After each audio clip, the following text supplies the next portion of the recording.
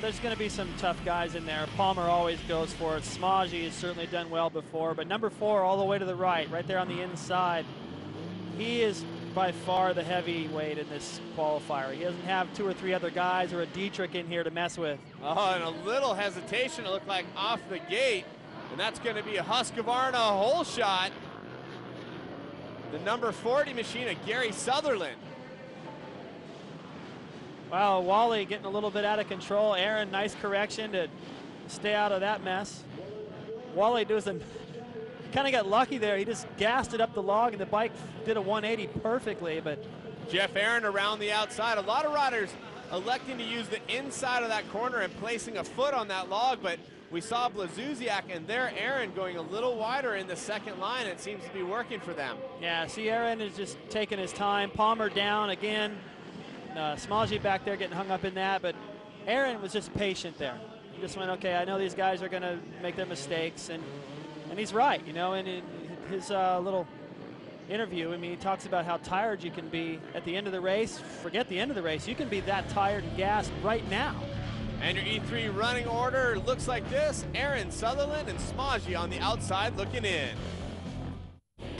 We're back, and you're taking a look at Jeff Aaron, who is leading heat number 3 at round number 3. 2 riders will advance into the main event. We have 4 riders already qualified, and 2 riders will move on here. The rest will move on to the semifinals. And right now, Gary Sutherland, running in second place, is in that second and final transfer position. Nice way to get through the rocks. Just a final dab at the end. You could see he was losing his balance and just pick up the pace a little bit. It's a lot easier to balance if you're going a little bit faster than if you're going really slow. And so sometimes they say when in doubt, gas it. I wouldn't say gas it here in Supercross. I'd say maybe gas it a little bit. Right. And you can see he's really deliberate about the way he brings that front tire up over the log obstacles. Some of the riders electing to kind of rush into it a bit. He seems to slow up, get a bit more of a wheelie, and just kind of check the top of the log, where some of the other riders will kind of slam into it a bit. Yeah, the other saying that gets used a lot here is slow down to go fast. You really got to take your time, make sure that front wheel goes exactly where you want it to go, not close enough. Close enough could wash out, be on the wrong part of a rock, and you can be down so quick. Nice just balance. Like that.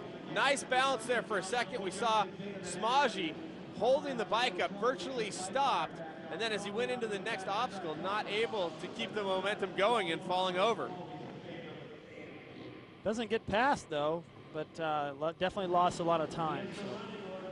One thing about this Geico Power Sports AMA Endurocross series is that anything can happen. Oh, and Smaji's pulling off.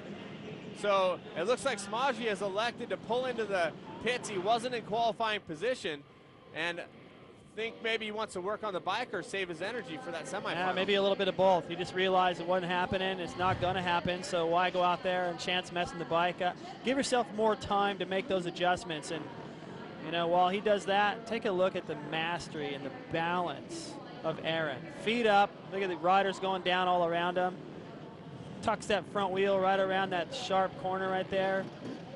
No mistake in that 2-stroke sound that I think is good for a tight track like this. And you can see, we talked about the style earlier when we were looking at Gary Sutherland. He was doing a bit of a wheelie up, a little more up over the logs, where if you look at Jeff Aaron, he gets the wheel up a bit, but he dabs it off the center of the log more and uses that obstacle to pop him over. Yeah, it's not, you have to get up over the obstacle, across the top, and then away. And he does a good job of getting up to it and away from it. And that's where you pick up a lot of speed as well.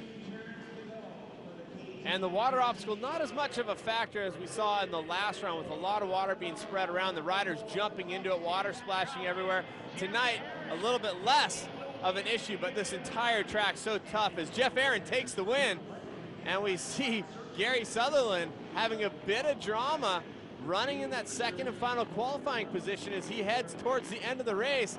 Never know what's going to happen in Endurocross, and the wheels almost come off for him as we take a look at how they finished up here. The Bully Dog results: Aaron and Sutherland, Rogers, Crouch, and Edmondson heading to the semifinal with the rest of the field. Jeff Aaron, by your own admission, you said the first 2 rounds are the ones you just